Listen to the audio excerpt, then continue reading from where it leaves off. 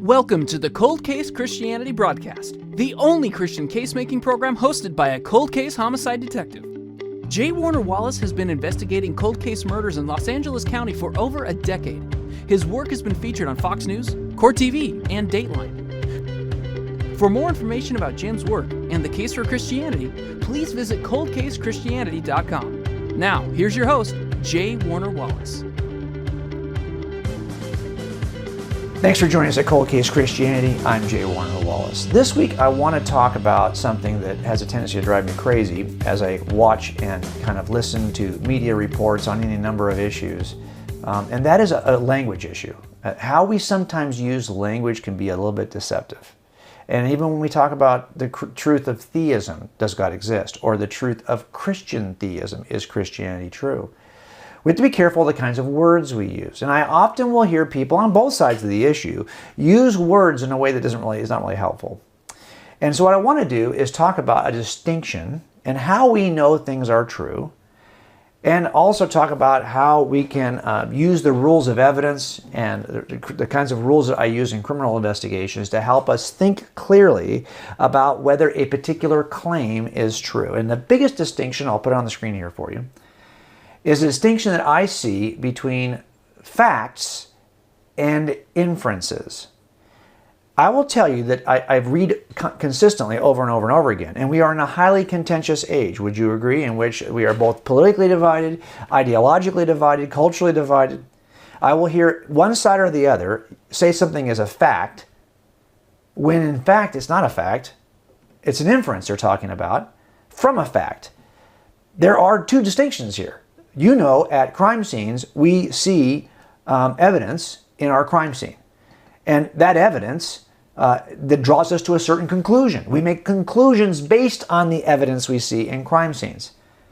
And then I form a case based on what I think is true from the evidence I see in the case related to how this particular crime occurred or whatever suspect was involved in this crime. And of course, I don't just use one piece of evidence. I typically use a number of pieces of evidence. But those pieces of evidence are the facts of the case. So for example, so-and-so says he saw them there that day. They saw the defendant there that day. Okay, well, if we establish that's reliable, okay, so clearly somebody saw him there that day. His DNA is at the scene. Okay, great, there's another fact, his DNA at the scene. Now, what do we conclude from what the witnesses said? We may conclude that there's some other explanation for why he was there, but in the end, our conclusions are based on the facts. That makes sense? But we have to be careful not to say that something is a fact when it's really just an inference. And by the way, you don't just come to your conclusions and inferences on the basis of the facts alone. You see this line I have here on the screen. That journey toward an inference is filled with other issues, other influences. For example, how you are wired to think and what your reasoning capacity is, even in terms of your base nature, or what you're capable of genetically, what your history, personal history is, what your memory is of events that have occurred in your life. This has an impact on the way you evaluate evidence. Heck, just your personal tastes and preferences can have an impact on how you evaluate evidence. And of course, your desires, your passions, what you want to be true, can often have an overriding influence on what actually is true. What I'm saying here is that this stuff in the middle is powerful. And we don't just automatically come to an inference on the basis of raw facts. Instead, these presuppositions, these things I've circled here, these areas of influence are every bit as important, maybe even more important than the facts themselves. Unfortunately, each and every one of us is impacted by these kinds of base desires, tastes, preferences, wiring, all of this, okay? That's important to keep in mind because we have a tendency to think, well, look, if the facts are there, then everyone should agree. But you know the facts can be out there and not everyone's going to agree. Each of us might come to a different conclusion. Well, why does that happen? Because the process does not just involve the raw facts. It involves all of these other influences on how we evaluate the raw facts. That makes sense? Let's go back to our screen for a second. You see, I want to give you an example of this. Let's say, for example, you're about to go on a road trip. Well, we could all start in the same place, in the same car, even with the same general idea of where we're going. Yet we might end up in any number of different destinations. And how we end up there, what path we take to get there, is often dictated or influenced by those same things I just talked about.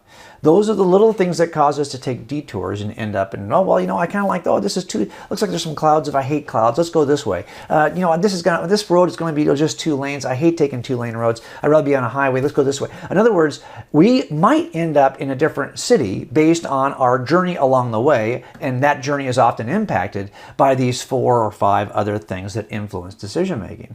Once again, that stuff is powerful and important, and it has an impact on our decision making. Let's leave it up there for a second now, and let's give you a concrete example of this.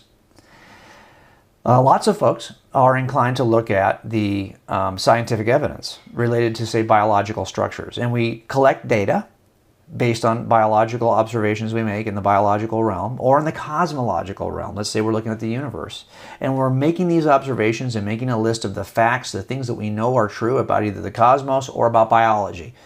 Let's just stay with biology for a second. And then we come to conclusions. We draw inferences from the evidence we collect. These are the facts over here. We collect some facts. We discover how DNA dictates or instructs the formation of proteins, let's say, or we discover how proteins are formed from amino acids. These are the raw facts of biology. But what does that mean? What is the inference we draw? Some people end up with what they believe is a reasonable inference, and they are evolutionists. They believe that the most reasonable inference from the evidence is evolution. But even if that was true, and I'm not suggesting it is, the conclusion, evolution, is not a fact. It's an inference from facts. Remember, there are facts and there are inferences. There are some evidence here. Collect it, categorize it, evaluate it, and you make what you think and you hope is a reasonable inference. I will tell you, and I've done this in God's Crime Scene, the book I wrote last year, I believe that the exact same data, the exact same facts that you see on the screen here, lead you to a very different conclusion about the necessity of a divine creator to account, for example, for DNA, to account, for example, for the appearance of design in biology. My point is this: in both of these situations, why is it some of us look at the same set of data and conclude evolution, and some of us look at the same source of data, all the same facts, and conclude ID, intelligent design?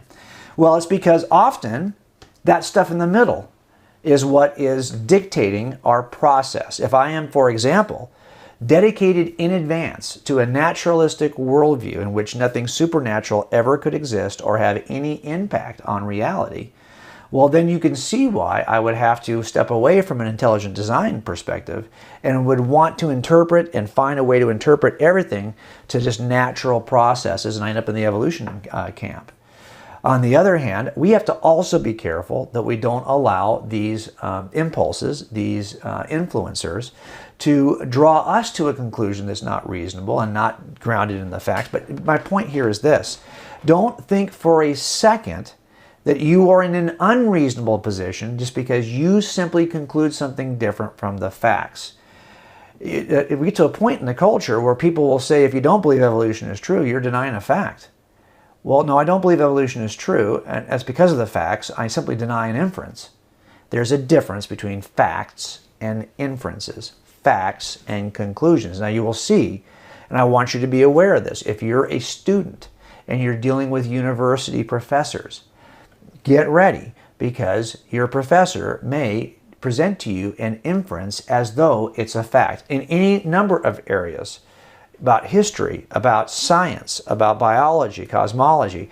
Make sure that you recognize when your professor is presenting an inference as though it's a fact. I think you can have a stronger reason to embrace certain facts, if they can be demonstrated, than certain inferences. The facts are out there and they are for everyone to assess. They are objective points of reference. But the inference is something you can disagree about. And in fact, you may, on the basis of the evidence, disagree with an inference that's made by one of your professors. This is also true, though, if you're just somebody who's already out of college, you're older like me, and we're just reading the news. There are several things that are presented as though they are facts, when in fact they are not the facts. They are simply the inferences from facts. Be sure to know the difference. Let's go back to our screen for a second. I want you to see that this actually weighs in with a phrase that is sometimes used, a term called settled science. I don't know if you've ever heard that expression. And it's fine if it's used properly, but typically it's used when someone says that there's settled science on this issue. What they typically are saying is that it's an inference. The inference is settled. There is no other reasonable way to conclude anything other than what we say about this issue. In other words, they're not saying that the facts are settled. They're saying that your inference from the facts ought to be settled. Really? No, I think it makes more sense, and it's reasonable if you say that the facts can be settled, because we can make some measurements. If I'm saying, well, look, I found that this incision on his chest was, 2 inches long, and is about a 1/4 inch wide. So I'm looking for a blade that's 2 inches, in terms of its width, and maybe as far as it's from the sharp edge to the blunt edge, and then it's going to be a wideness of the actual metal blade of about a 1/4 inch. In other words, the measurements I take on the cadaver are they can be photographed, they can be measured, they're verifiable. You're done with those. That's settled.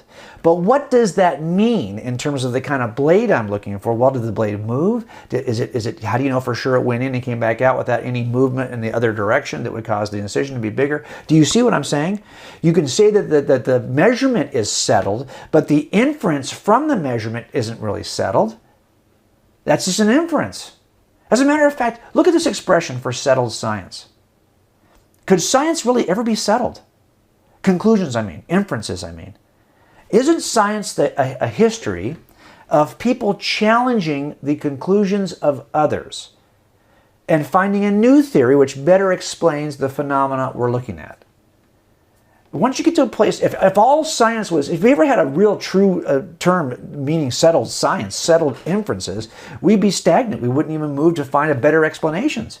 It turns out that settled science is an expression that really hurts us because it inhibits us from taking the extra step. Remember, there's a difference between settled science, which is simply the facts we gather, and an inference. The inference is not settled, just the facts are settled. So again, when you hear that expression, make sure it's not being applied to an inference, but is instead being applied to the facts. If that makes sense. And remember, how we got from the facts to the inference is based on in many parts, it has something to do with the evidence itself. Obviously, we're assessing evidence, but how we assess evidence, that is influenced by all those other factors we have a tendency to want to reject, but they are, in fact, important. And those are your desires, your preferences, your tastes, your wiring, your history, your personal memories of things, and how you evaluate things, what you want to be true. Those things are huge when evaluating evidence.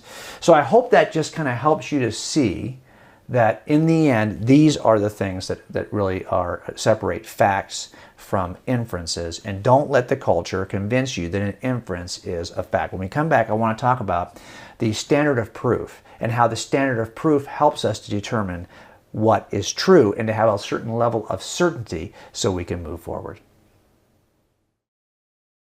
Be sure to download the free Cold Case Christianity app from the iTunes Store and the Android Marketplace. The Cold Case Christianity app puts all the resources from coldcasechristianity.com in the palm of your hand. You can read the daily blog, listen to podcasts, and watch videos from within the application. And Jim uses the app to send direct messages to fans of Cold Case Christianity. The app will also link you to all Cold Case Christianity social media and provide you with a direct connection to J. Warner Wallace. Download the app today and become a better Christian case-maker.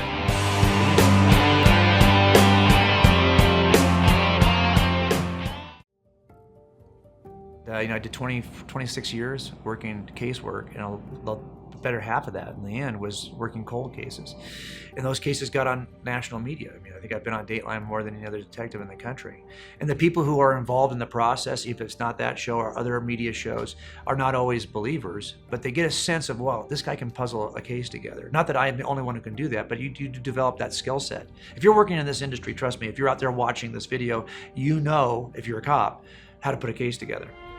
So once you've demonstrated that, I think, for people, they may not agree with your conclusion, but remember, the evidence doesn't say anything.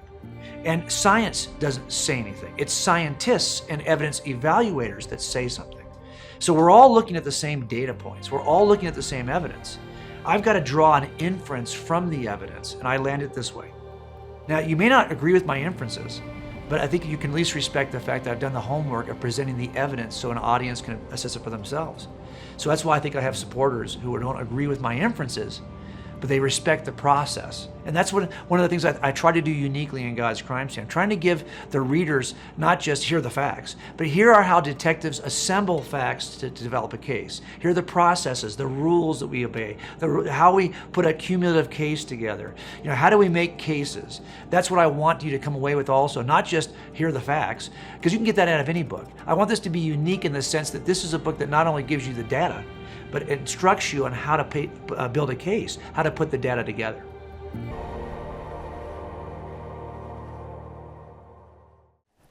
Okay, I want to talk about something I've referenced a number of times on my online work at coldcasechristianity.com, where I've talked about a standard of proof that's really important for us to understand the difference. And let me just cover it again as we just started off this show by talking about the difference between facts and inferences.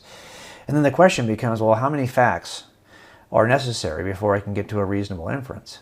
When is enough enough? When do I know I've got enough data to infer properly that evolution is true or that intelligent design is true? Well, I think that sometimes when jurors ask this kind of question, well, when will I know if I have enough data, enough information to find this defendant guilty or not guilty? It's really hard to answer the question in a way that's satisfying to my jurors. Like, for example, they'd love for me to give them a number, a statistic, a percentage. If I get to 10 pieces of evidence, you were in. That's not how it works. Sometimes 2 pieces of evidence could be powerful enough to make the decision. And I can tell you, even when I've presented 50 pieces of evidence to a jury, I will afterwards interview the jurors to see what they found to be the most powerful, or what was it that really helped their decision-making process. And it ends up coming down to 1 or 2 pieces of evidence that for them, that's all they needed. People actually even say that. If you just stopped right there, I already knew he was guilty. So you just don't know who those pieces are, though. So, of course, as you're presenting a case to a jury, not knowing what is really making the decision for them, what piece has really been so powerful for them in their reasoning process, you end up presenting a lot more because you don't know what they're going to need. In the end, the standard of proof helps us to arrive at a certain amount of confidence and certainty. Although I can tell you that skeptics would suggest it's not enough certainty. Because for skeptics, sometimes the bar is incredibly high, the same way it would be on some kind of scientific experiment. For example, if you are testing a particular drug to find out if it is safe to use, well, then you really want to get beyond any possible doubt, right?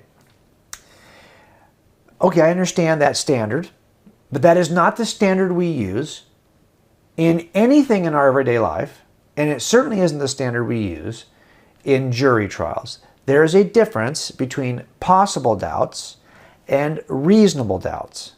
They are 2 different things. Possible doubts, and by the way, the standard is not beyond a possible doubt in jury trials. If it was, you'd never convict anybody because you can't get beyond a possible doubt. If you think you've got a ton of evidence to suggest something is true and you feel really good about it, I can probably find a way to throw out some imaginary possible doubt that you at least have to think about for a second. It's not as though you get to a point where you couldn't ever even suggest a possible. I can always think of a possible doubt. And this is true for everything in your life. This is true, we don't, by the way, we don't operate as though we're so tentative that we can't do this. I can't turn on the lights because I don't know, for example, if this is an old house, it was wired probably 30 years ago. How do I know that by flipping that switch, I'm not going to start a fire? Lots of old houses about this age, burned to the ground on the basis of bad wiring.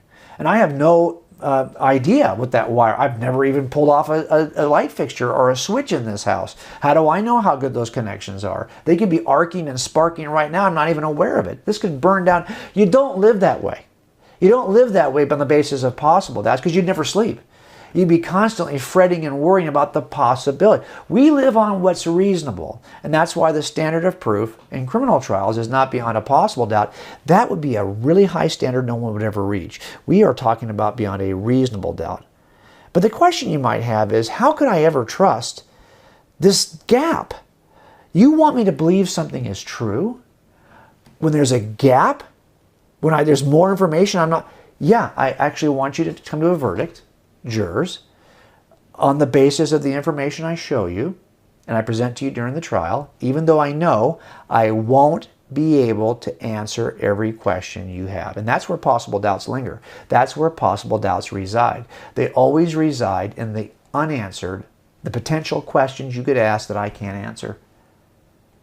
And you think, well, if I can't answer every question, then that's where those lingering doubts are.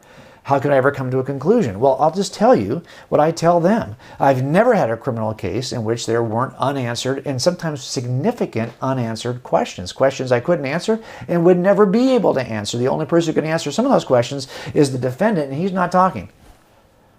So the question then becomes, how can I make a decision if I have still lingering unanswered questions? Well, that's the nature of every criminal case. So if you think you're the kind of person who can't make that decision because you have some unanswered questions, thank you for your service, you're excused. I can't put you on a jury. I can't put you on a jury if you can't reach the standard, and the standard is not beyond a possible doubt, it's beyond a reasonable doubt. If it doesn't work for you, I get it, but I can't have you on a jury. And by the way, that is the standard that we use for the most difficult criminal trials in America, the ones that have the most consequence, the ones that determine sometimes the eternal fate, at least the temporal fate, right, of if you're an atheist, you say eternal fate, but the point is, lots of my cases are either death penalty cases or life in prison cases. These are the highest forms of punishment that we as humans dole out to other humans. Yet the standard is not beyond a possible doubt. Even for the most severe, even for those cases in which we're ready to execute somebody, the standard is still beyond a reasonable doubt. Now, that ought to give you some sense of peace, I hope, in one way.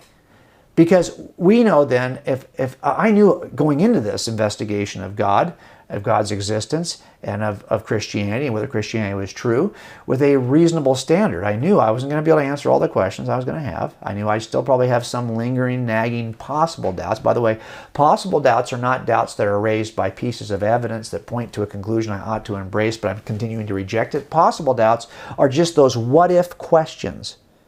What-if questions that you have in your head. And we actually, when we work in jury selection and jury trials, at the end of the jury trial, before they go to make a decision, we show them an illustration of jurors deliberating and having questions pop up. Well, what if? We don't allow those kinds of questions during jury deliberation.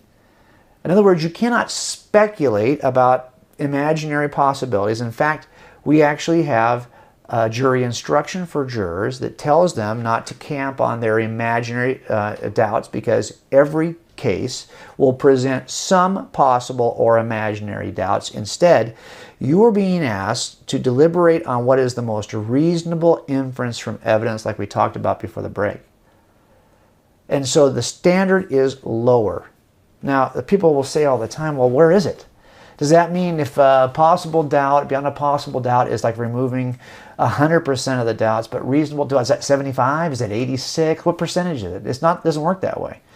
The question is, do you still have doubts that are grounded in reasonable inferences? Those are important doubts that you need to be. But if in fact the doubt is just something you've imagined, you've got no, like for example, you wonder if Jesus was just copied from, say, Mithras or some other prior deity. That claim is being made. And if there's evidence out there that there's a deity like Jesus that precedes Jesus and has 5 or 6 attributes of Jesus, then that would move it from possible doubt to reasonable doubt, because you've got evidence upon which to ground your doubt. I've looked at the evidences related to the pre-existing deities, and if you look at them, they don't resemble Jesus. As a matter of fact, every attempt to make them resemble Jesus is a dramatic stretch of what really happened in those gods who were being worshipped prior to Jesus.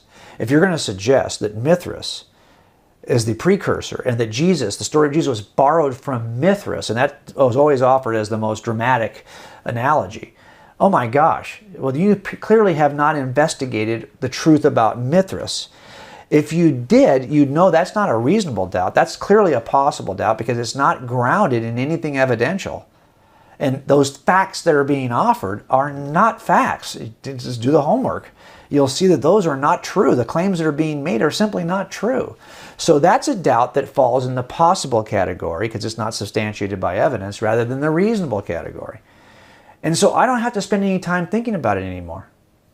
Once I know it's in the possible doubt category, I'm done with it because that's not the standard. The standard is not beyond a possible doubt. Now, is that certainty enough? Well, it appears to be enough for you to actually take another step tomorrow, because if you were the kind of person that had to get beyond a possible doubt before you could trust that your car's not going to explode or break down on the way to work, or that you're not, you would have to investigate. When's the last time you ate at a restaurant? When they brought that food to your table, did you stop and say, I want to talk to your chef and I want to see all of his papers?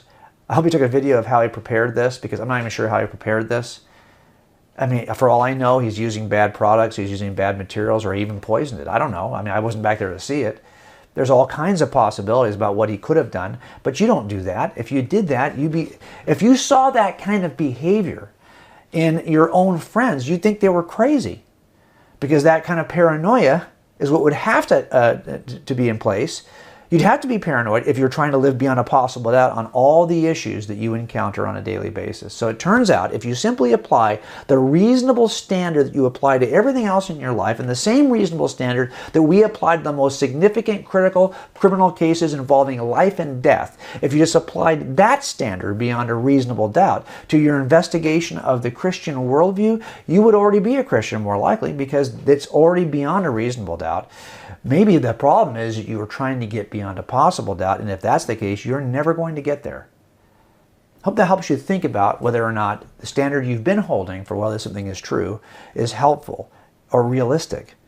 And understand also the difference between facts and inferences. Don't be fooled when someone tries to tell you that one is the other. Hope that helps, and I'll see you right back here next week on Cold Case Christianity. Thanks for joining us at the Cold Case Christianity broadcast. If you're interested in more information about this week's topic, please visit coldcasechristianity.com. For a thorough investigation of the reliability of the New Testament Gospels and the case for Christianity, be sure to purchase Cold Case Christianity. A homicide detective investigates the claims of the Gospels. It's available wherever books are sold.